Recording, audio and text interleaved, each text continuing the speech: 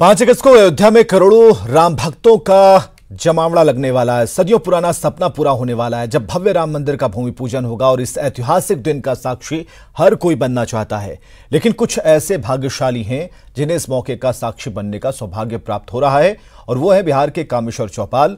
कामेश्वर चौपाल ने न्यूज 18 से राम मंदिर आंदोलन से जुड़ी बातों को साझा किया। उनसे बात की हमारे सहयोगी आनंद अमृतराज ने।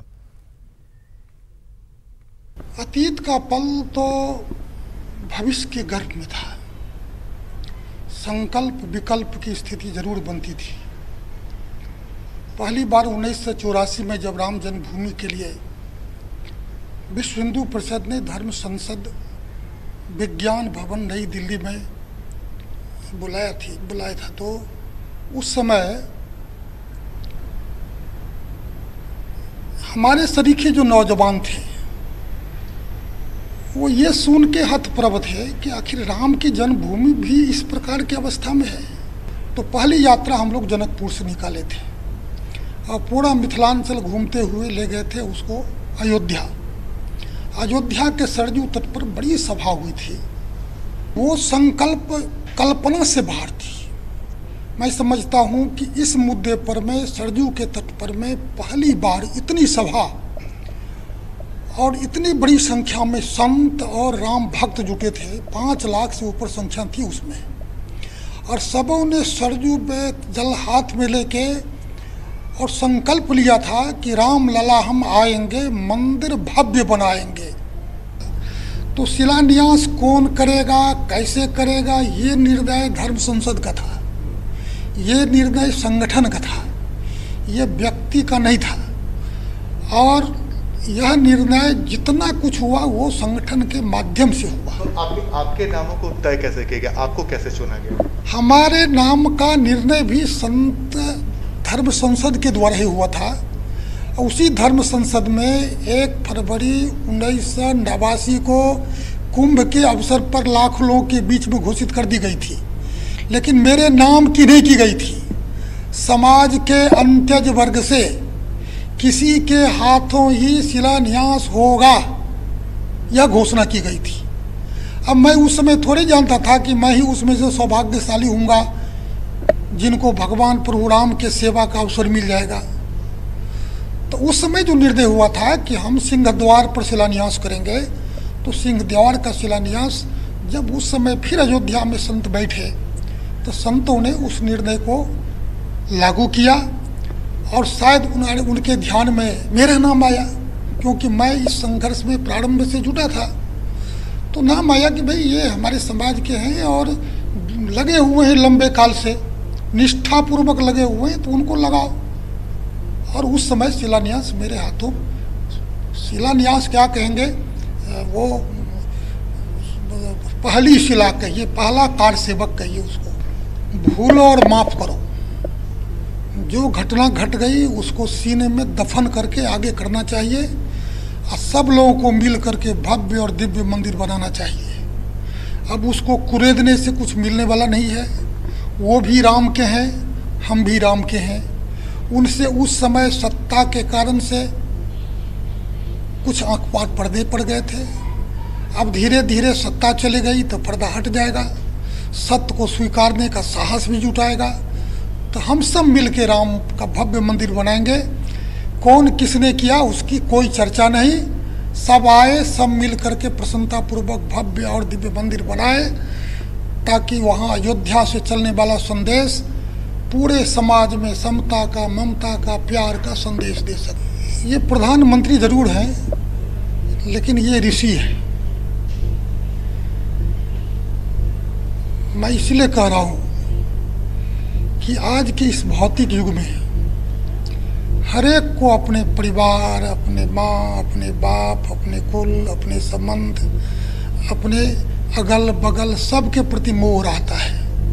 और उसके लिए लोग इतना तक करता है कि नहीं पचे तो पेट फट जाता है।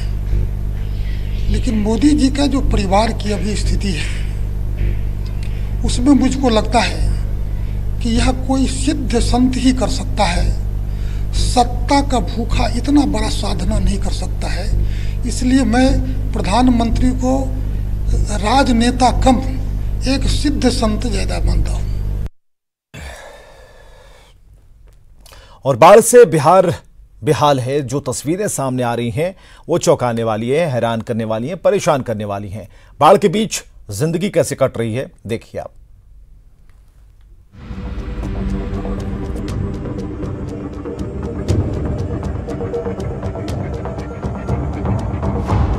अब इसे बाढ़ कहें, जुगाड़ कहें, बर्बादी कहें या कहें बेबसी, आप जो कहना चाहें कह सकते हैं, लेकिन ऐसी तस्वीरें बिहार के लोगों की जिंदगी का हिस्सा बन चुकी है।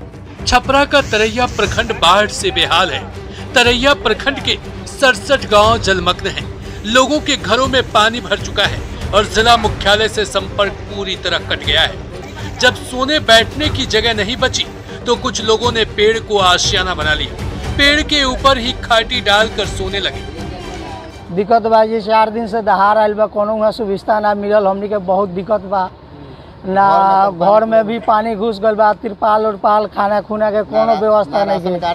हालांकि डीएम ने बताया कि बाढ़ प्रभावित इलाकों से लोगों को एनडीआरएफ की टीम के जरिए बाहर निकाला जा रहा है। जो लोग गांव में फंसे हुए हैं उनको हम लोग एनडीआरएफ के टीम के साथ मेडिकल टीम को भेज रहे हैं, और जो लोग शरण स्थली में शरण लिए हुए हैं, रोड के किनारे, कुछ लोग बांध के किनारे रुके हुए हैं, वहाँ भी हम लोगों की मेडिकल टीम जा रही है और हम लोग वहाँ भी जो भी आवश्यक दवाइयाँ हैं उन लोगों को पहुँचा रहे हैं। छपरा के डीएम लोगों तक मदद पहुँचाने की बात कह रहे हैं, लेकिन तरैया प्रखंड की ही सरस्वती देवी तक समय पर मदद पहुँच जाती तो शायद उनकी जान बच जाती। सरस्वती देवी बीमार थी, लेकिन चारों तरफ पानी भरा था। इलाज के लिए जाएं तो जाएं कहां? फिर भी परिजनों ने सरस्वती देवी को बचाने की भरसक कोशिश की। खटिया पर लाद कर निजी अस्पताल ले जाने लगे, लेकिन सरस्वती देवी ने रास्ते में ही चल बसी। नानी हमारी अब वही से इलाज करावे डॉक्टर के लगे लेके आवत रही से, खटिया पर रास्ते में मर गए। पूरा ज्यादा पानी हो गए, ना ले जाए पैनी से कहीं।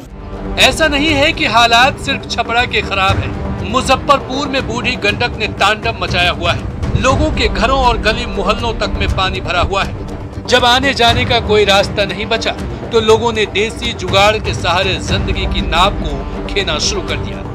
बूढ़ी गंडक नदी के बाढ़ का पानी अब जब घर घर पहुंचा है तो देखिए क्या स्थिति है। जिन इलाकों में बाढ़ का पानी है उनके अलावा जहां जल जमाव है, उस वजह से लोग किस प्रकार देखिए ट्यूब के सहारे उस पर तख्ता रख करके और घर जाने का जुगाड़ लगाए हुए हैं, और रस्सी के सहारे जो दादी है उनको पोते के द्वारा ये खींचा जा रहा है ताकि वो अपने घर तक आ जाएं। हर साल बाढ़ आती है, हर साल लोगों को इतनी ही परेशानी होती है। कुछ जुगाड़ के सहारे बच जाते हैं, जबकि सरस्वती देवी जैसी कुछ लोगों को जान से हाथ धोना पड़ता है। न्यूज़ 18 के लिए छपरा से संतोष गुप्ता और मुजफ्फरपुर से प्रवीण ठाकुर के साथ ब्यूरो रिपोर्ट। और खबरें लगातार जारी हैं, आप बने रहिए हमारे साथ।